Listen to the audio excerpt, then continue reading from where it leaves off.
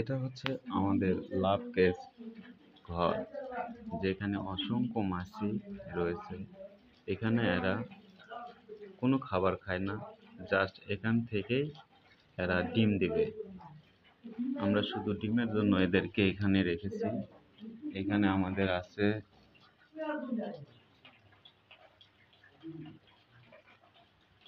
2টা গাবলা, 2টাতে পিউপা আছে। এখানে পিউপা থেকে মাছি হবে, মাছি এখানে ডিম দিবে। এদের মৃত্যু, জন্ম থেকে মৃত্যুর সময় 45 থেকে 50 দিন পর্যন্ত এরা বাঁচে।